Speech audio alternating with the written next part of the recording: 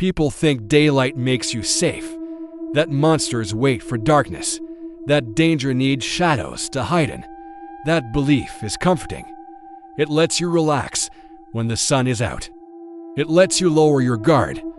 That's why what happened still haunts me more than anything I've experienced at night. It was a Saturday afternoon, just after 2 p.m., when everything went wrong.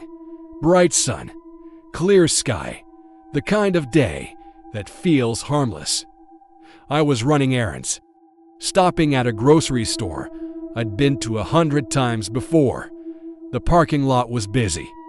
Families, shopping carts, kids complaining about the heat. Nothing about it felt threatening. As I loaded my bags into the trunk, I noticed a man standing a few cars away, watching me. That alone wasn't alarming. People stare sometimes. I glanced at him briefly, then looked away. When I closed my trunk, he was closer. "Excuse me," he said, smiling politely. "Could you help me for a second?" He looked normal, mid-30s, clean clothes. Friendly expression. He gestured toward his car, parked just one space over. "My phone died," he said. "I just need to make a quick call." Every instinct told me no. But daylight has a way of quieting instincts. People were everywhere. I could hear carts rattling, engines starting, voices carrying across the lot. I agreed. The moment I stepped closer, the feeling changed. It was subtle, like walking into a room where an argument had just ended. The air felt tight. The man's smile didn't reach his eyes anymore. He held out his phone. The screen was black. Before I could say anything, he leaned closer and lowered his voice. "Don't look around," he said, calmly. "Just listen." My stomach dropped. "I don't want to scare you," he continued, "but there's someone standing behind you who shouldn't be." My heart started to race. I resisted the urge to turn around. "There's no one," I started. "They've been following you since you left the store," he said. I noticed them because they don't blink. Cold washed over me. The sounds of the parking lot faded into background noise.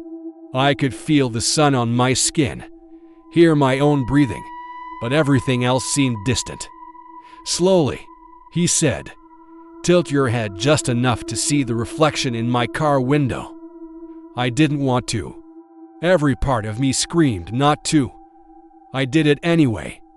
In the reflection, I saw myself and someone standing far too close behind me. They were tall, thin, dressed in light-colored clothes that blended into the brightness of the day. Their face was turned slightly away, but what I could see made my chest tighten. Their mouth was open to open, like they'd forgotten how to close it. I turned fully then, panic overriding caution. There was no one there. I spun back to the man. "What are you doing?" I demanded, my voice shaking. His expression had changed completely. The friendly mask was gone, replaced by something focused, intent. "You weren't supposed to turn," he said quietly. I stepped back. "Leave me alone." He shook his head slowly.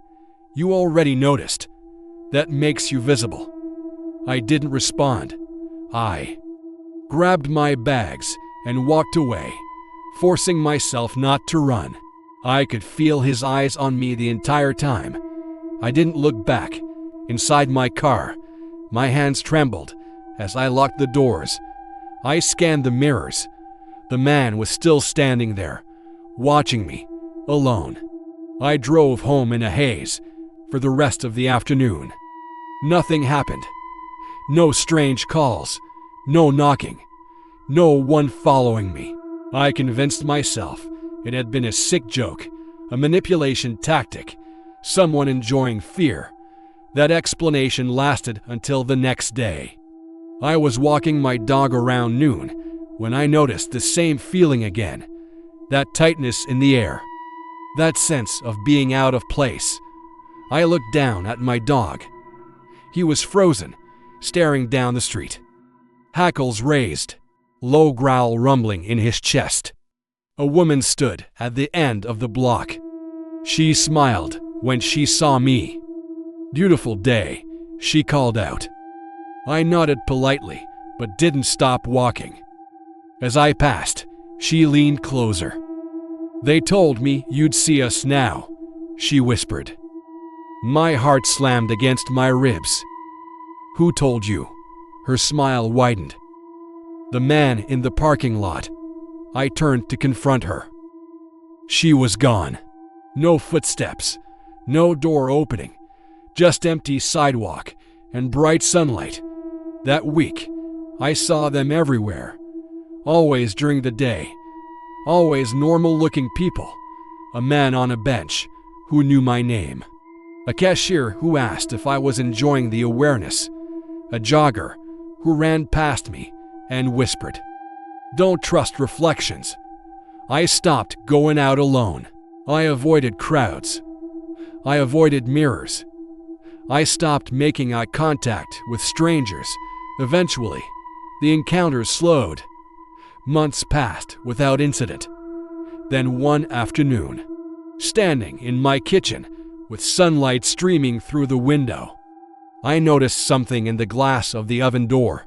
Someone was standing behind me. I didn't turn around. I remembered the warning. I stayed very still. A voice spoke softly, close to my ear. "Good," it said. "You're learning." The reflection faded. The kitchen was empty again. It's been years since that day in the parking lot. I still function. I still live a normal life. But I've learned something important. Darkness isn't what makes horror possible. Comfort is, and daylight is the easiest place for it to hide.